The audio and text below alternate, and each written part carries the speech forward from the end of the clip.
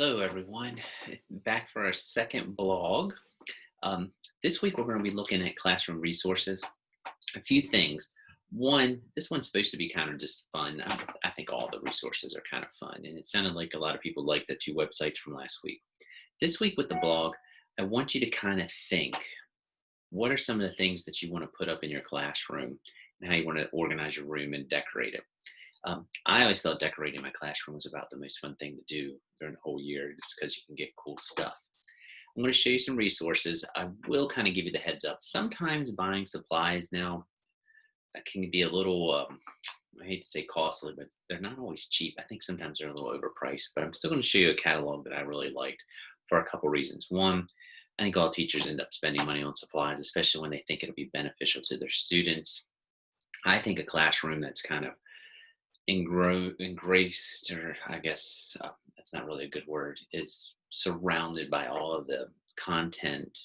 It kind of puts them in the mood a little better. So you definitely want to kind of check out some stuff that you might want to put on your classroom in that catalog. I'm going to show you some things that I use that I really like, and the students used to always kind of check out a good bit. The other thing is one nice thing is if you spend money, you do get a tax credit. I think it's 200 bucks, maybe 250 on your federal income tax if you spend that much. And also, a lot of counties actually do have some grant programs and things like that where they'll help you out. So, with all that being said, I'm just going to show you some things that I use. You can state in the blog whether you would maybe use those, why not. You can look through the catalog and say, hey, I think I would use this because I liked it, and I think it would be something that if I taught this, my students would be able to employ. So I kind of want you to think about things that you might use in your classroom. If they're not in that catalog, but you know something, you're welcome to blog about it. But just think, how would I decorate my room and what are some things that I would put on it? I'm going to show you some stuff right now. All right, and here we go. I kind of highlighted this in the lecture a little bit. If you didn't get a chance to see the lecture or you're doing this first, I don't think it matters either way, but some of these you saw already. A couple things. One, well, actually, you know what? Never mind. I'm thinking a little bit ahead. I'm going to just show you some. Right off the bat, one thing that I used to do, I always thought teaching the Electoral College was a little tricky. We used to do debate topics if we do the lecture this week, you'll notice. I talk about lecturing a little bit. I'm sorry, the Electoral College and debates a little bit. And that was one thing that we debated in 8th grade sometimes, whether it was a suitable system or not. It was always a good debate. This was one that I used to do, and it just kind of broke down all the stats. As you can see, it's got all the third parties, which my students used to really like to look at. And it had the results of the popular vote, Electoral College. And as you can see, it was fairly new. My last year teaching actually in a classroom was 2019. So that spring. So I had gotten this, I think in 2017, 2018. So it's still a new chart. I have it in my office if you want to check it out. I keep all this stuff. That's, this poster I think cost me about 20 bucks, but it's already laminated and everything. So I liked this one, presidential elections. This one, they don't sell it much anymore. I have one. It has so many pinholes in it from hanging it up over the years. I think I had it for about 10 years. I'm going to show it to you anyway, just because I thought it was always something that really showed me the power of hanging things up. This was a chart called the periodic table of the dictators, despots, and the spies. And if you look, it has a bunch of people that some of us would call horrible, some we may not, but that was a little bit of a dramatic pause, but some that we may not. And if you look, there's skulls. So this poster actually ranked people and how dangerous or how deadly or how awful they were. There's some interesting people in here. I mean, Hitler, Stalin, I mean, they're right there. You can tell, I think Hitler's the only one on here with 10 skulls and Stalin has 9. If you look there, there's some kind of controversial people that my students always would ask me about. And we actually in 6th grade, when I taught 6th grade, we would actually reassess this chart. If you look there, there's Harry Truman, and he has 3 skulls out of 10. And we would actually do an assignment where we would say how many skulls we think Harry Truman should have, so the students would have to do a little bit of research. And of course, the reason I would tell them that I'm assuming that he was put on here was the decision to drop the atomic bomb. There's also some people that are on here that aren't real. One, There's Napoleon the pig from Animal Farm, which always, I would never let students pick him if we did an assignment, but we always would do an end of the year assignment related to this, like especially with the Truman, and we would have him compared to someone else and whether they think who was more horrible or something like that. It was kind of a fun end of the year thing. The skull thing, though, was always the most popular. Like they would just sit there and try to figure out who had the most and such. Um, I still have this chart if you want to see it, and I think you can find it on eBay and things like that. I thought it was a pretty cool chart, and I didn't put it on this power or in this video. There's actually a sister chart that's like of the loved and admired, but they never gave them like, well, obviously they didn't give them skulls, but they didn't give them any type of ranking. So we would at the end of the year do an activity sometimes where we would give them angels or hearts or something like that. And I think even one year, I don't know what it was. We had a big snowstorm, so we were going a little later in the year. We did like a NCAA tournament of who the most loved and admired was, and we created a bracket and we did debates, and the students secretly voted on who they thought won the debate. Didn't affect the grade who if they won or not. The first one was the one that I created, but we ended up, I think Amelia Earhart won that tournament.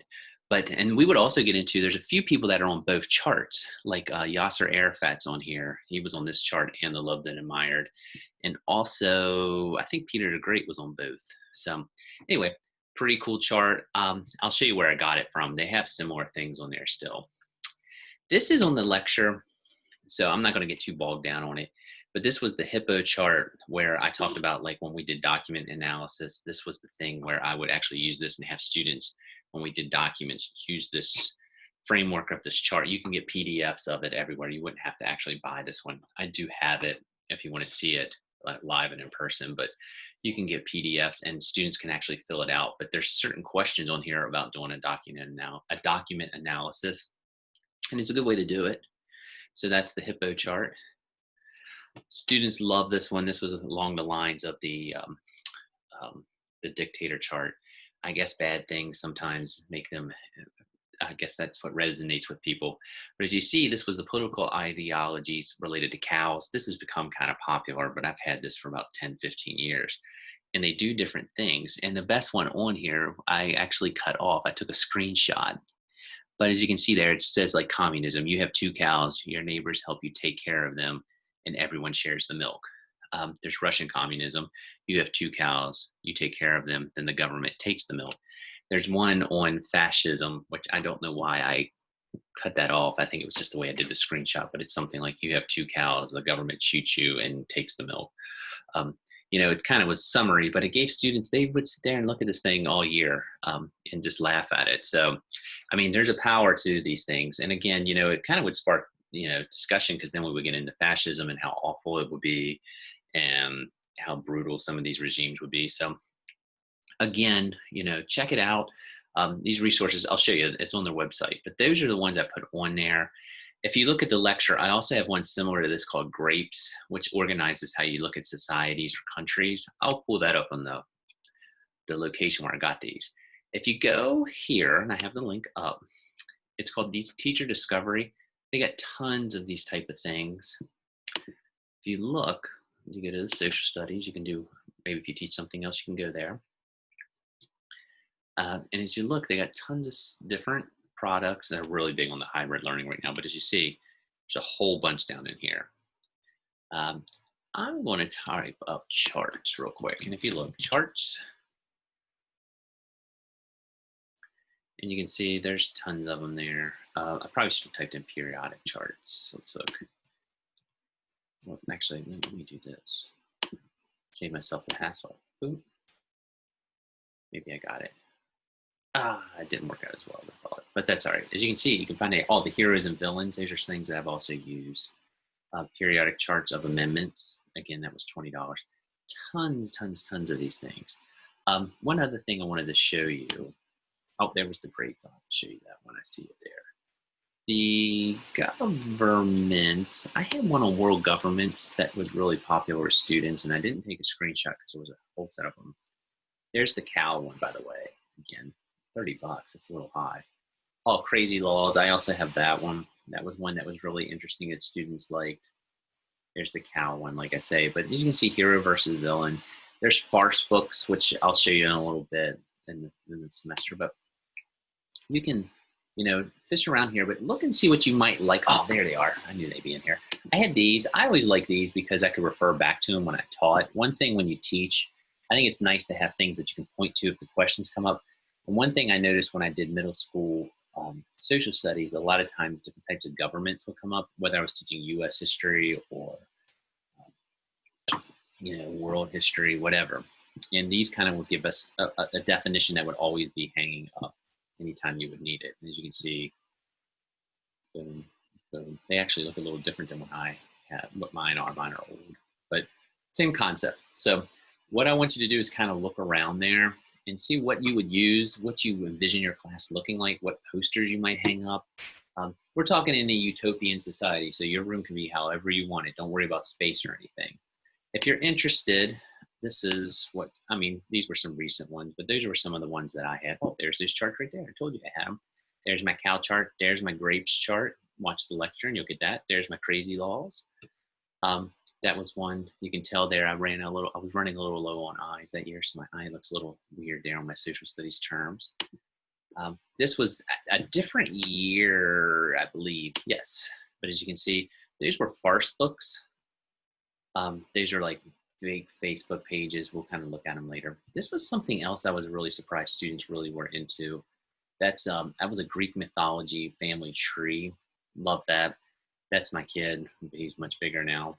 You can tell my wife used to come in and make me line everything straight. So that's why there's a purse. That's not my purse. One thing I also did that students like interactive type stuff, if you can figure something out, I will admit I ripped this off of a group that I'm friends with on Instagram or Facebook, but they did something where they did the president heights, and I measured each height of this set of presidents. I ordered masks and took the sticks off of them, and I measured all of them, and they kind of would come up and the students would measure themselves based on, you know, how tall the president was. And my wife actually came up with this, the commander in feet. But as you can see, you know, we tried to measure, and I thought they were pretty good. And as you can see, Lincoln was there, but my students would like measure themselves. Most of the middle schoolers, they were shooting for to be taller than John Adams or maybe Harry Truman. There are some weirdly tall 8th graders that were maybe as tall as this and maybe a little taller. So anyway, as you can see, that happened at about 3 o'clock. But that's a few examples. And then I also would put flags up sometimes. That's James Madison. As you can see there, I had a student who actually touched him one year, and actually he has a hole in his belly. The student didn't mean to do it, but they were lining up and he bumped it because they were trying to feel what the material was that was on there. So I put, please don't touch the POTUS, which actually I think is in my office still. That was about 10 years ago also.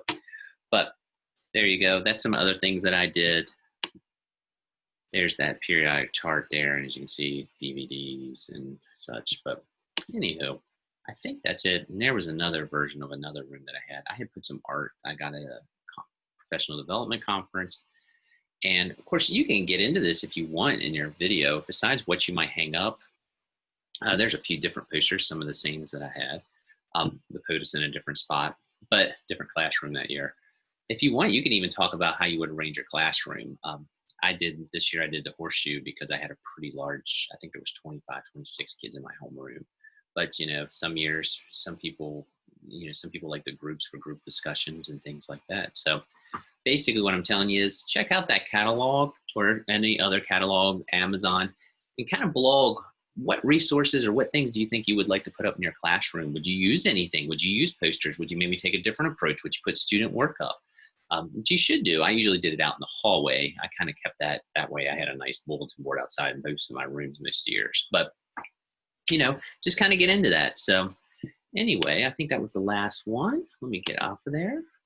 And you are not worried about my email. So there you go. That's kind of it. A blog, don't spend too much time on it. Just think about what resources would I use? Would I get, you know, check out that teacher discovery? You know, you don't have to break down your room or give me a diagram unless you want to, but, you know, just a few things that you would do. So with that being said, have a good week. Push my glasses up so they're not falling on my face. We'll talk to you later.